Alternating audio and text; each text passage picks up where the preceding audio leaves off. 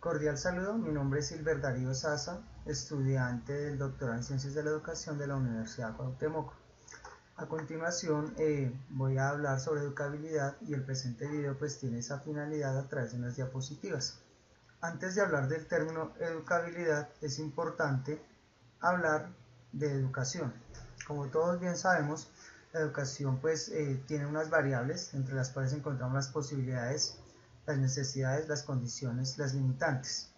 Dentro de ese proceso de educación existen dos elementos, la capacidad de ser influenciado y la capacidad de influenciar. Si aludimos estos dos términos, influenciar está más dado al docente y ser influenciado hacia el estudiante. Todos esos procesos de influenciar y ser influenciado lo que busca o da posibilidades de crear nuevas transformaciones, de hacer cambios. Y es lo que la filosofía en la educación llama como educabilidad.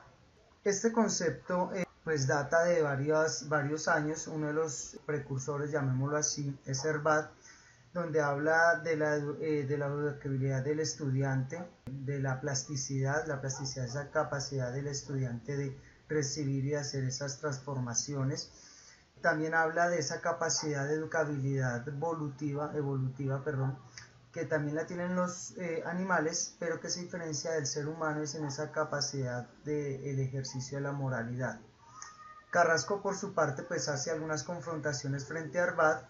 Dice que si se mantienen las peculiaridades de muchos procesos aludidos y mantenemos igualmente el término educabilidad, este se encarga de equivocidad. Para superar tal equivocidad no quedará más remedio que indicar a cada caso a que hacemos referencia.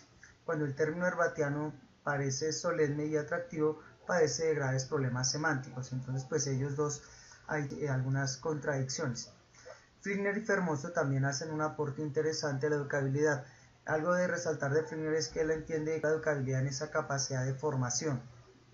Fermoso habla de la educabilidad individual, que no puede separarse del contexto histórico, de las necesidades sociales, de las condiciones culturales, y la educabilidad es una posibilidad y una categoría humana, una posibilidad que significa la viabilidad del proceso educativo, y la afirmación de la educación es factible, una categoría humana por cuanto se predica el hombre en su cualidad.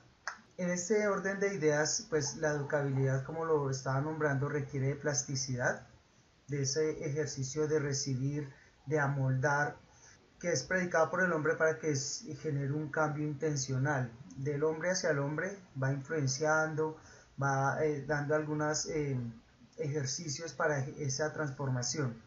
La educabilidad desde la postura del hombre, desde la moralidad, es un ejercicio netamente antropológico. Y la educabilidad supone adaptaciones al medio ambiente, desde la socialización y desde la personalización. Es decir, no solamente para la sociedad, sino también para la formación de la persona. Los límites de la educabilidad. La educabilidad se ha denominado también como, en un principio, el límite de la educación. Dentro de esas limitantes, se entiende que el ser humano tiene una corporeidad, y cuando se habla de corporeidad es que es una persona que puede envejecer, es una persona que se puede equivocar, que no hay una plenitud en la perfección ni una plenitud en el ser.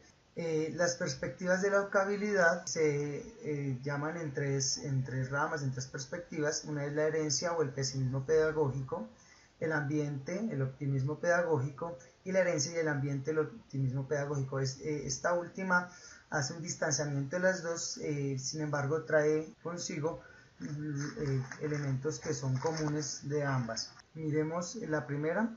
El pesimismo pedagógico data del siglo XIX, desde Galton, que afirma que la educabilidad es prácticamente nula. En ese orden de ideas, nosotros nacemos con esa capacidad de ser buenos o ser malos. Ya está en nuestra genética, en nuestro código ADN, que ya vamos a ser buenas personas o vamos a ser malas personas, que el proceso educativo es prácticamente nulo en esa formación.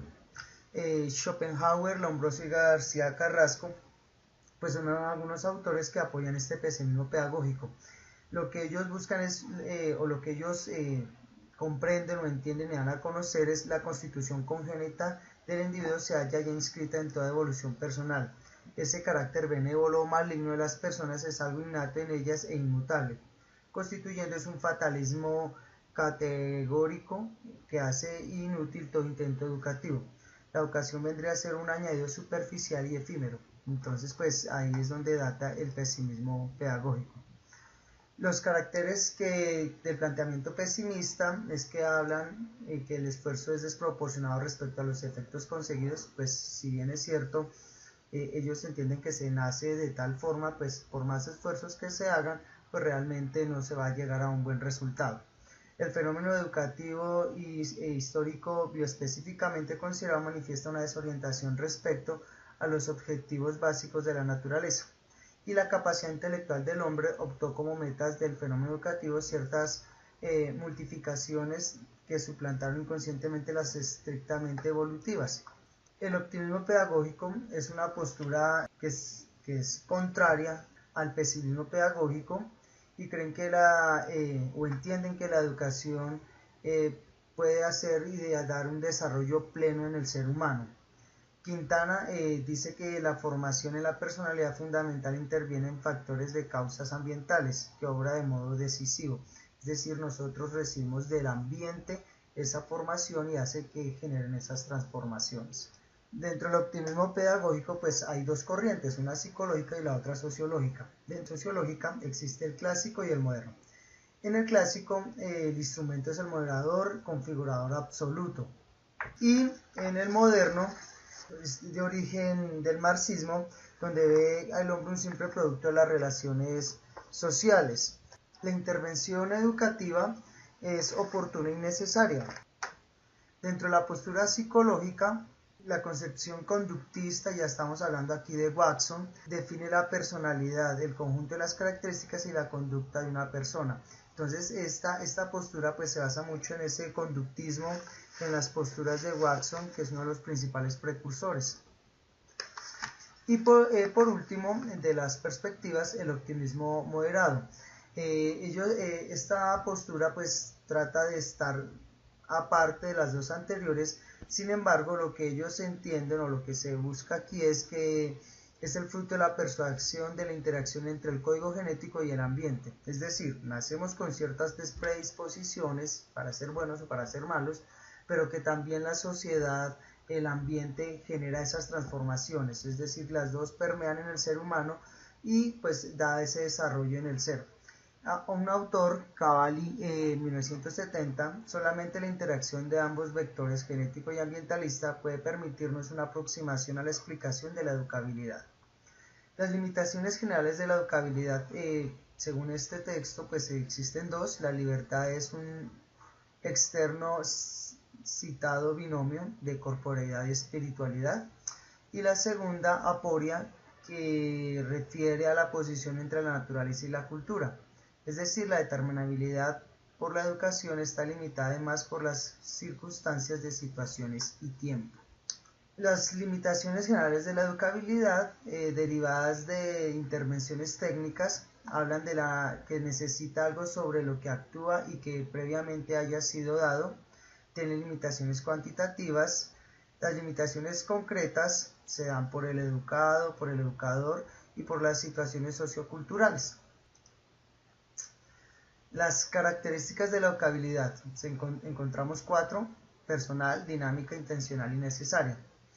La personal, la educabilidad es un derecho personal como individuo y como interrogante de un grupo social. La dinámica entiende que la libertad y la autoridad son términos ineludibles de la educación.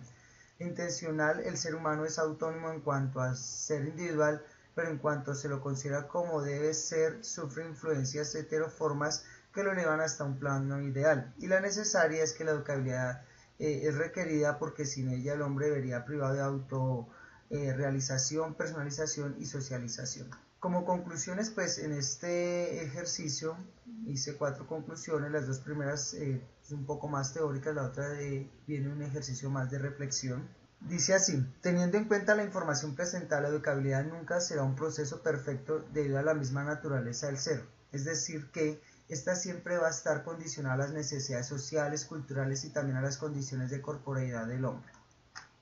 La educabilidad requiere de teorías, metodologías y técnicas para llevarse a cabo en los procesos formativos, y en ese orden de ideas su finalidad es generar transformaciones en el ser. Esta última conclusión ya es un ejercicio más de reflexión. Dice así: la educabilidad presenta tres posturas. En algún momento de mi formación profesional pensé que las personas nacían con una predisposición a ser de determinada forma, es decir, que se nace siendo y no se forma, y que la educación es poco lo que permea en una persona, más bien lo que hace es enseñar determinados conocimientos, pero que muy poco forma. Afortunadamente, con el tiempo y la maduración que se va teniendo en esta labor educativa, toma otra postura. Por lo tanto, al realizar esta actividad me recuerda que las posturas son cambiantes y forman, dan una nueva perspectiva y me demuestran mis limitaciones como persona y profesional que desea seguir en constante cambio y mejora, por lo que no nacemos así, nos formamos a medida que la educabilidad va permeándonos. Muchísimas gracias por este tiempo, espero que haya sido de alguna forma un valioso material de información.